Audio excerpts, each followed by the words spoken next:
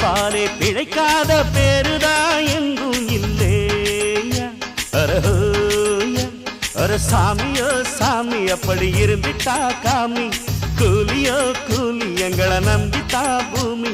பிறர் வாழ்வதே எங்க வேர்வையில் தான்.